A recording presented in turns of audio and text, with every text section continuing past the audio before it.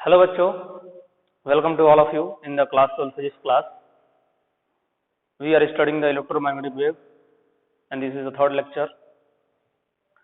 पिछली क्लास में मैंने आपको ये बताया था कि जो इलेक्ट्रोमैग्नेटिक वेव होता है वो ट्रांसवर्स नेचर का क्यों होता है। उससे पहले मैं आपको ये बता चुका था कि इलेक्ट्रोमैग्नेटिक वेव क्या होता है, ट्रांसवर्स नेचर का होता है।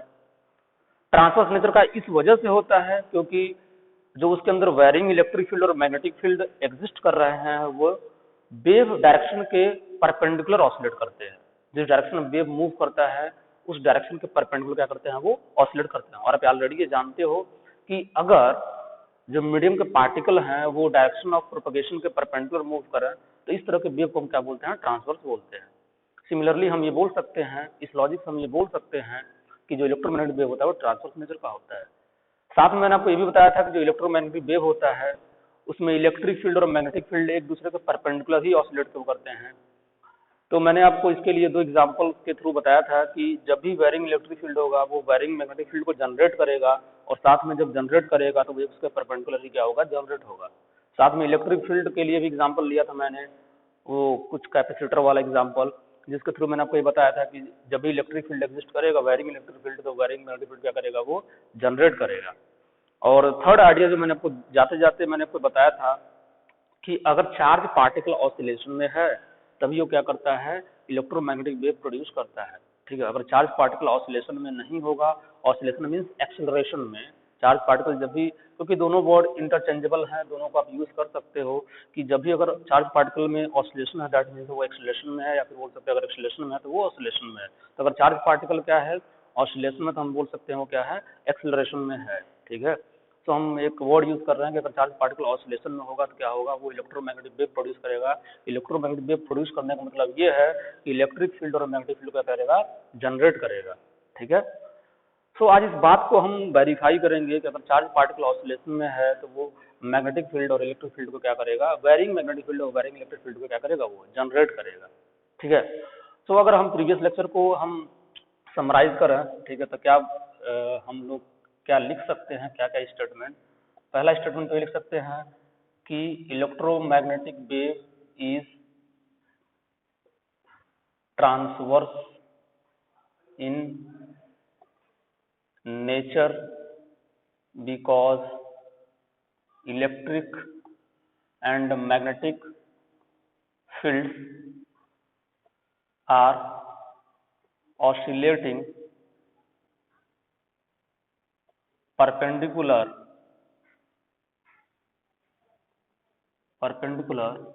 to the direction of propagation of electromagnetic wave. And the second statement is varying electric field is perpendicular to varying electric field, and similarly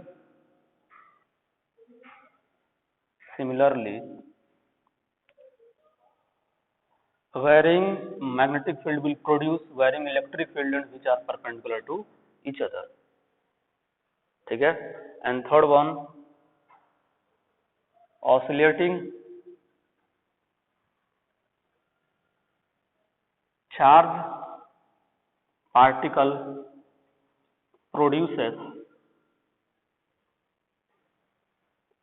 electromagnetic wave. ठीक है, इस स्टेटमेंट को आज हमको क्या करना है, जस्टिफाई करना है। इस स्टेटमेंट को क्या करना है, आज हमको जस्टिफाई करना है। ठीक है, तो चलिए इस स्टेटमेंट को जस्टिफाई करते हैं।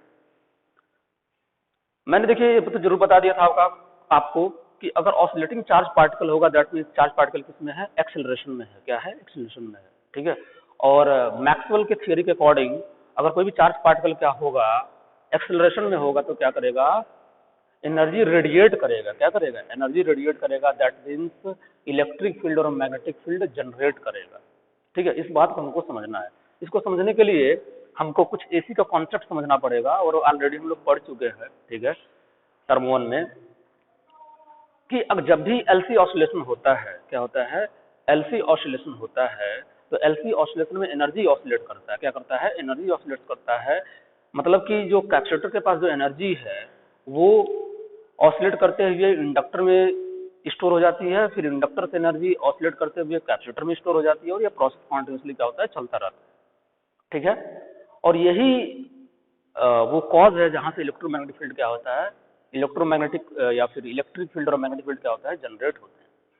ठीक है, तो चलिए इस चीज को समझते हैं कि कैसे ये हो रहा। दैट मीन्स हमको एलसी ऑसिलेशन सीखना पड़ेगा। हम ऑलरेडी सीख चुके हैं, बस मैं आपको याद दिला रहा हूं।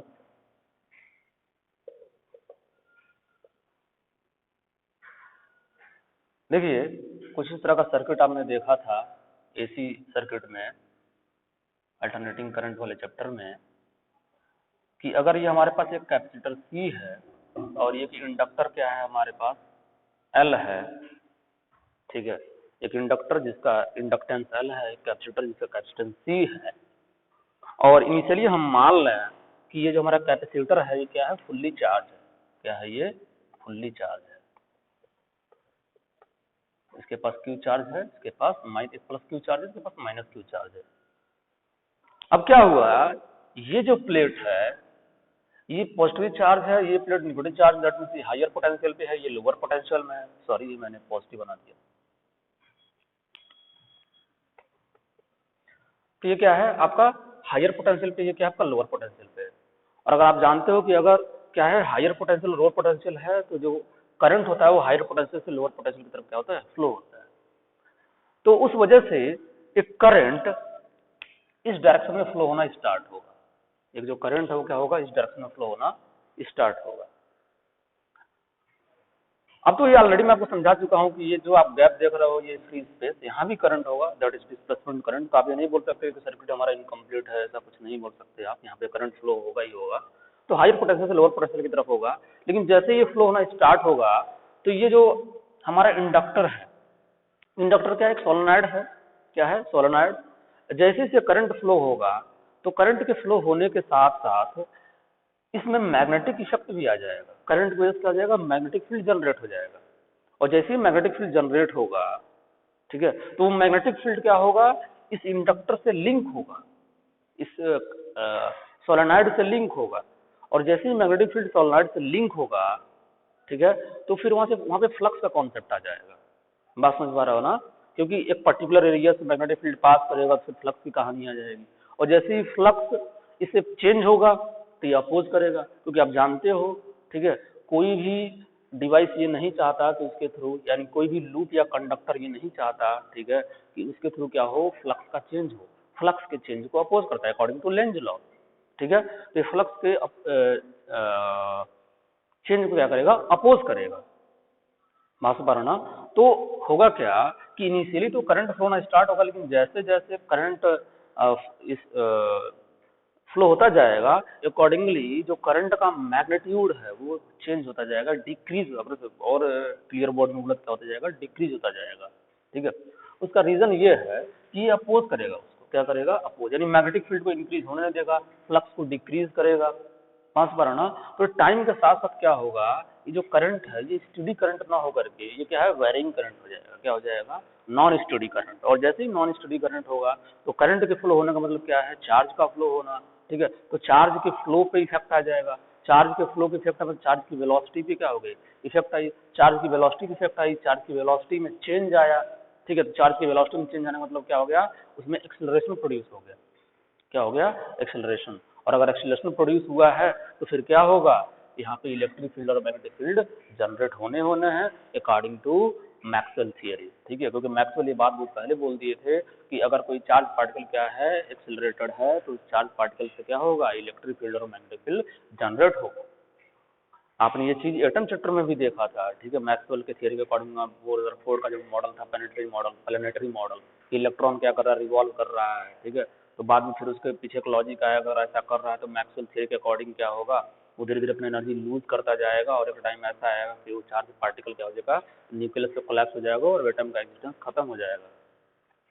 तो फिर बाद में बोर आए और बोले ऐसा नहीं है, यहाँ पे क्वांटाइजेशन कॉन्सेप्ट है, ऑर्बिट फिक्स है, उस फिक्स ऑर्बिट में इलेक्ट्रॉन क्या करते हैं, रिवॉल्व करते हैं, वो सारी कहानी है। ठीक है, तो जो हम क्लास 11 में सीखे थे वहाँ पे यही चीज था कि जो एक्सेलरेटेड, वो थियरी इसलिए आई थी क्योंकि मैक्सवेल उस टाइम ही बोल चुके थे कि अगर एक्सेलरेटेड चार्ज पार्टिकल होगा तो क्या होगा, एनर्जी रेडिएट होगा। एनर्जी रेडिएट होने मतलब क्या है, कि धीरे धीरे सिस्टम की एनर्जी डिक्रीज होगी, और सिस्टम की एनर्जी डिक्रीज होगी तो जो सर्कुलर पाथ है वो छोटा होता जाएगा और वो एटम से कोलैप्स हो जाएगा, मतलब जो एटम है वो कोलैप्स हो जाएगा, जो इलेक्ट्रॉन है वो न्यूक्लियस से क्या हो जाएगा, मर्ज हो जाएगा और एटम कोलैप्स हो जाएगा। ठीक है, तो बाई सेम लॉजिक हम यहाँ भी बोल सकते हैं कि जैसे ही करंट फ्लो होना स्टार्ट होगा, ठीक है, उसके साथ ही क्या होगा, इसमें इंडक्टर की वजह से क्या होगा, यहाँ पे इंडक्टर की वजह से इस करंट में चेंज आएगा, मैग्नीट्यूड में चेंज आएगा, इवन डिक्रीज होता जाएगा। बात समझ पा रहा हो ना, ये करंट टाइम के साथ डिक्रीज होता जाएगा, और जैसे ही डिक्रीज होगा तो फिर क्या होगा, यहाँ पे एक्सेलरेशन प्रोड्यूस हो जाएगा चार्ज पार्टिकल के अंदर, और फिर वो इलेक्ट्रोमैग्नेटिक वेव जनरेट कर देगा। बात समझ पा रहा हो ना। तो ये बात हमको समझ में आ गई कि एलसी ऑसिलेशन में जब भी चार्ज ऑसिलेशन होता है, एलसी ऑसिलेशन का मतलब एनर्जी का ऑसिलेशन, या फिर बोल सकते हो चार्ज का भी ऑसिलेशन। ठीक है, और ये एनर्जी, इसकी एनर्जी फिर क्या होगी, ये धीरे धीरे टाइम के साथ क्या हो जाएगा, ये चीज जीरो हो जाएगा। मतलब अगर हम एक और डायग्राम बनाए, हम चलिए बना ही देते हैं। ठीक है, अगर हम एक और डायग्राम बनाए तो ये कुछ ऐसा हो जाएगा।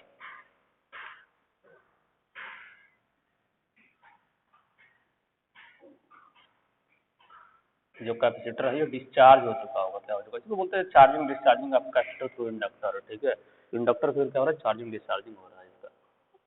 तो अब एक टाइम ऐसा होगा कि अब क्या हो गया, इस पे जो चार्ज है वो जीरो हो गया, इस पे जो चार्ज हो क्या हो गया, जीरो, इस पे भी क्या हो गया, चार्ज जीरो हो गया। ठीक है, और जब चार्ज जीरो हो जाएगा तो फिर यहाँ पे जो ये करंट इस डायरेक्शन में फ्लो कर रहा था आई, ये भी क्या हो जाएगा, जीरो। क्लियर। अब क्या होगा, अब ये वाला पॉजिटिव हो गया, ये वाला निगेटिव हो गया। क्या बोला, ये वाला पॉजिटिव हो गया, ये वाला पॉजिटिव हो गया, ये वाला नेगेटिव हो गया। ठीक है, अब क्या करेगा, एनर्जी को इस डायरेक्शन में फ्लो कराएगा। ठीक है, एनर्जी को इस डायरेक्शन में फ्लो कराएगा तो अब ये वाला जो प्लेट है वो कैसा हो जाएगा, आपका पॉजिटिव पे चला जाएगा। ठीक है, ये क्या हो जाएगा, ये एनर्जी को क्या करेगा, इस डायरेक्शन में फ्लो कराएगा, चार्ज पार्टिकल को रिलीज करेगा। ठीक है, तो करंट इस डायरेक्शन में, क्योंकि अब देखो ये हाइड्रो पोटेंशियल लोअर पोटेंशियल अगर करंट फ्लो स्टार्ट हो जाएगा तो फिर क्या हो जाएगा, ये धीरे धीरे पॉजिटिव हो जाएगा। क्या हो जाएगा, पॉजिटिव, और टाइम के साथ क्या होगा, करंट इंक्रीज होगा, और सॉरी हाँ, क्या होगा, चार्ज पार्टिकल यहाँ पे क्या होता रहा है, हम बढ़ते जा रहे हैं। ठीक है, चार्ज पार्टिकल बढ़ते जाएंगे, उसका पोटेंशियल इंक्रीज होता जाएगा, और फिर धीरे धीरे जो करंट की वैल्यू वो क्या हो जाएगी, डिक्रीज हो जाएगी। ठीक है, समझ पा रहा हूँ ना। तो जब ये फुल चार्ज हो जाएगा तो उस टाइम फर्दर यहाँ पे जो करंट वैल्यू, यहाँ पे अगर माना करंट इस डायरेक्शन में फ्लो हो रहा है क्योंकि ये इधर है, तो यहाँ पे फर्दर आई जीरो हो जाएगा। फिर आई जीरो होगा, फिर नेक्स्ट प्रोसेस क्या होगा, नेक्स्ट प्रोसेस में ऐसा हो जाएगा, इंडक्टर है यहाँ पे, और अब क्या होगा, अब फर्दर करंट इधर फ्लो होना स्टार्ट होगा। ठीक है, तो जब करंट फ्लो होना स्टार्ट होगा तो फर्दर यहाँ पे क्या हो जाएगा, ये चीज यहाँ पे जीरो, क्यू जीरो हो गया, और यहाँ पे जो आई फ्लो हो रहा था इस डायरेक्शन में वो क्या हो गया, जीरो। क्लियर हुआ। अब क्या हो जाएगा, ये वाला आपका पॉजिटिव हो गया, ये वाला आपका नेगेटिव हो गया। फिर अगला स्टेप क्या होगा, अगला स्टेप कुछ ये हो जाएगा, मतलब हम बोले यहाँ से यहाँ गया, फिर यहाँ से यहाँ आया, फिर यहाँ से हम ये बना रहे। क्लियर,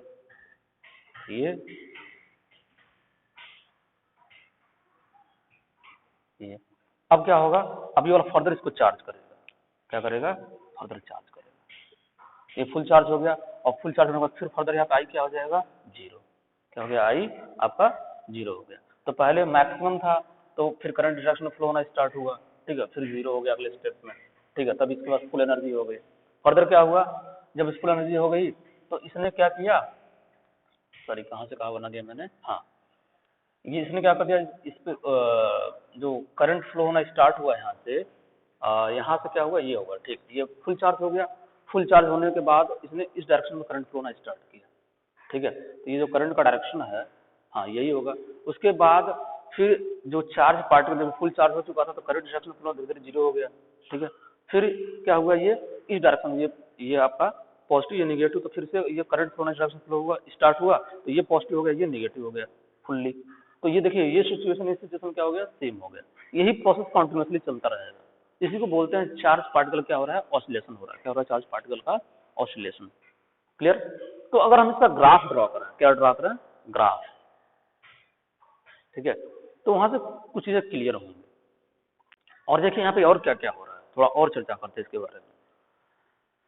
जैसे इलेक्ट्रिक फील्ड जनरेट हुआ, सॉरी, जैसे ये चार्ज पार्टिकल यहाँ पे आए तो आप बोल सकते हो कि यहाँ पे एक इलेक्ट्रिक फील्ड एग्जिस्ट कर रहा होगा इस डायरेक्शन में, क्योंकि कैपेसिटर है ना, तो इलेक्ट्रिक फील्ड एग्जिस्ट कर रहा होगा। और पिछली क्लास में आपको बता चुका हूँ कि अगर इलेक्ट्रिक फील्ड जनरेट होगा तो मैग्नेटिक वायरिंग है। अच्छा, ये जो इलेक्ट्रिक फील्ड है वो कांस्टेंट इलेक्ट्रिक फील्ड नहीं है। ठीक है, क्योंकि कंटिन्यूसली ये चेंज हो रहा है। का जो इसका पोटेंशियल वो कॉन्टिन्यूसली चेंज हो रहा है, ठीक है। तो इस वजह से यहाँ पे जो इलेक्ट्रिक फील्ड जनरेट होगा वो कांस्टेंट नहीं होगा, तो वो कांस्टेंट नहीं है, वेरिंग इलेक्ट्रिक फील्ड है, तो वेरिंग मैग्नेटिक फील्ड जनरेट करेगा। सिमिलरली वही कहानी यहाँ भी है, ठीक है, वही कहानी यहाँ भी है। तो यहाँ पर क्या हो गया, ये जो इलेक्ट्रिक फील्ड है वो अगेन वेरी करते करते क्या हो गया, वो चीज आपका जीरो हो गया। क्लियर हुआ ना, मतलब कि जब चार्ज क्या हो गया जीरो, यहाँ पे जब चार्ज जीरो हो गया तो पूरा का पूरा सब क्या हो गया, यहाँ पे इलेक्ट्रिक फील्ड जीरो हो गया। फिर इलेक्ट्रिक फील्ड इंक्रीज होना स्टार्ट होगा, बात समझ पा रहा हूँ ना। फिर दूसरे डायरेक्शन में, मतलब जो इलेक्ट्रिक फील्ड है उसका भी डायरेक्शन चेंज होगा। अगर पॉजिटिव, देखिए अभी यहाँ क्या हो गया, पॉजिटिव ये है, तो अभी इलेक्ट्रिक फील्ड इस डायरेक्शन में एग्जिस्ट करेगा, इलेक्ट्रिक फील्ड का डायरेक्शन भी चेंज हो रहा है। एक तो मैग्नीट्यूड तो टाइम के साथ चेंज होगा ही, टाइम के सब कब कब हो रहा है, टाइम के साथ हो रहा है, ठीक है। टाइम के साथ इसकी जो इलेक्ट्रिक फील्ड की जो मैग्नीट्यूड है वो चेंज हो रही है, तो क्या हो गया, वो जीरो हो गया, ठीक है। यहाँ पे एनर्जी क्या हो गई, स्टोर हो गई। फर्दर ये क्या हुआ, चार्ज होना स्टार्ट हुआ, तो अब ये चार्ज, ये पॉजिटिव हो गया, ये निगेटिव हो गया, ठीक है। तो फिर क्या हो गया, इलेक्ट्रिक फील्ड डायरेक्शन हो गया। अब यही कंटिन्यूसली कहानी चलती रहेगी। तो अच्छा, इलेक्ट्रिक फील्ड तो चेंज हो रहा है, तो क्या करेगा, वो मैग्नेटिक फील्ड भी जनरेट करेगा। तो आप ये देख पा रहे हो कि जो बात मैंने बोली है कि एलसी ऑसिलेशन से ऑसिलेटिंग चार्ज पार्टिकल हैं वो क्या करेंगे, इलेक्ट्रोमैग्नेटिक वेव प्रोड्यूस करेंगे, ठीक है। जो मैक्सवेल ने बात बोली थी, तब यहाँ से हम बोल सकते हैं कि जो ये इलेक्ट्रिक फील्ड चेंज हो रहा है, इस इलेक्ट्रिक फील्ड के चेंज की वजह से क्या आ जाएगा, मैग्नेटिक वेरिंग मैग्नेटिक फील्ड भी आ जाएगा। और अगर इलेक्ट्रिक फील्ड और मैग्नेटिक फील्ड एक साथ आ गए और दोनों एक दूसरे के परपेंडिकुलर हैं, तो हम क्या बोल सकते हैं कि वो इलेक्ट्रोमैग्नेटिक वेव है। तो जैसे इसने ऑसिलेट किया, एक बार ऑसिलेट किया तो क्या हुआ, एक एनर्जी रिलीज हुई, क्या हुई, एनर्जी रिलीज हुई। अब वो एनर्जी फिर continuously magnetic field electric field magnetic field electric field के टर्म में क्या हो रहा है, वो मूव कर रहा है। बात में पा रहा ना। देखिए अब मैं आपको बता चुका हूं कि इलेक्ट्रिक फील्ड और मैग्नेटिक फील्ड कैसे होते हैं, एक दूसरे के परपेंडिकुलर होते हैं। तो अगर हम इसको बनाए, तो मैं बना ही चुका हूं, उसमें वो अर्थ नहीं है। अगर बनाया जाए इसको, तो ये हमारा x है, ये y है, ये z। अगर उसको बनाया जाए तो वो कैसे बन रहे थे, वो ऐसे, ठीक है। ये किस प्लेन में होगा आपका, ये होगा आपका एक्स वाई प्लेन में। ये जो वेव है वो किस प्लेन में है, एक्स वाई प्लेन में, ठीक है। और एक बना देते हैं जेड में, ठीक है। तो अगर जेड में बनाए हम, तो जेड में समथिंग कुछ ऐसे बना देते हैं,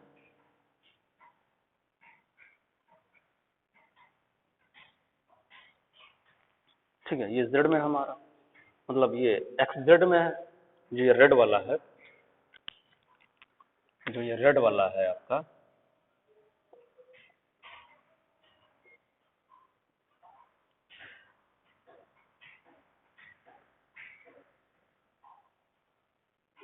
ये ब्लैक वाला किस में है, ये ब्लैक वाला है आपका एक्स वाई प्लेन में,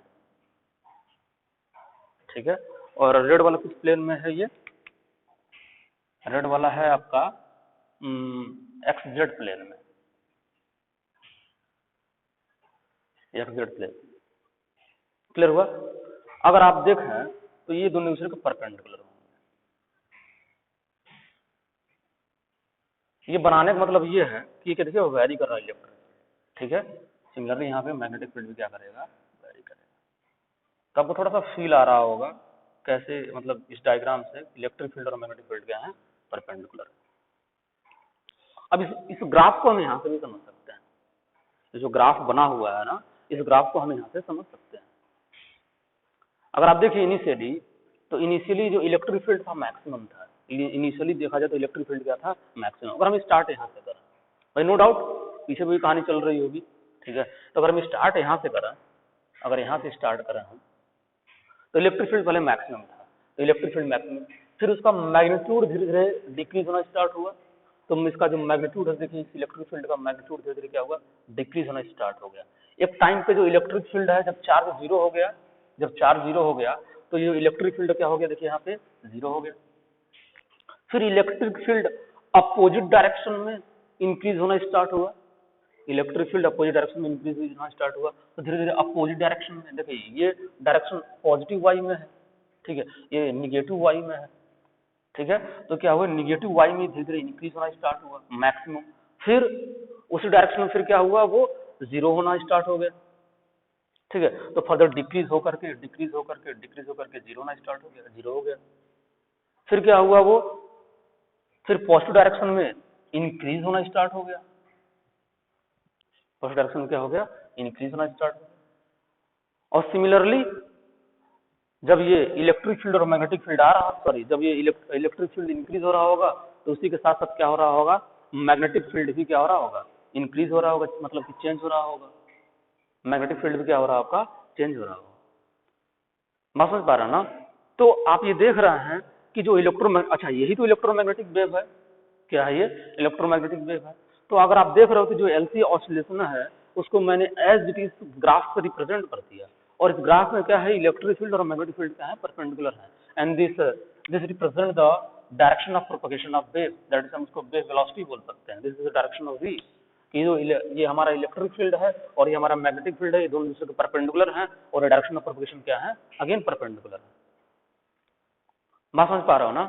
अच्छा, अब नेक्स्ट क्वेश्चन, नेक्स्ट ये है कि ये जो इलेक्ट्रिक फील्ड और मैग्नेटिक फील्ड है ना, जब भी ये जनरेट होते हैं, ठीक है, तो क्या हम ये कह सकते हैं कि हर डायरेक्शन में मूव करेंगे, इनका डायरेक्शन कैसे स्पेसिफाई करें, क्या हम बोल सकते हैं अगर इलेक्ट्रिक फील्ड और मैग्नेटिक फील्ड जनरेट हुए तो सिर्फ ये इस डायरेक्शन में जाएंगे, सिर्फ ये इस डायरेक्शन में जाएंगे, सिर्फ ये इस डायरेक्शन में जाएंगे, कौन सी डायरेक्शन में जाएंगे, या फिर सारे डायरेक्शन में जाएंगे, ठीक है।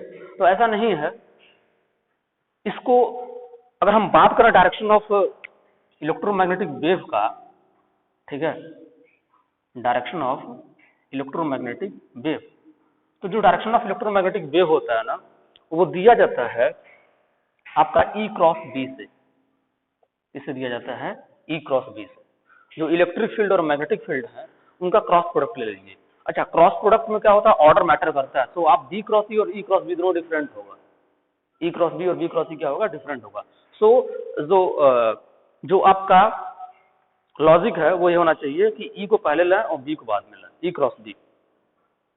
समझ पा रहे हो ना। अच्छा, इतना भी टेंशन नहीं लेना है आपको, ई क्रॉस बी, ठीक, इतना याद रखिए। लेकिन अब हर बार मान लीजिए उसने इलेक्ट्रिक फील्ड को किसी और डायरेक्शन में रख दिया, मैग्नेटिक फील्ड को किसी और डायरेक्शन में रख दिया, जैसे आप एक्स वाई जेड तो जानते हो भाई, ये एक्स वाई जेड है आपका, आई जे के कटर में भी हो सकता है, क्लियर। तो अगर ऐसा लिखा है तो आप इस ऑर्डर को फॉलो करिए, एक्स वाई जेड, इस ऑर्डर को आप फॉलो करिए कि जब भी आप एक्स और वाई को क्या करेंगे, एक्स और वाई को आप एक्स और वाई का क्रॉस प्रोडक्ट करेंगे तो जेड मिलेगा, ठीक है।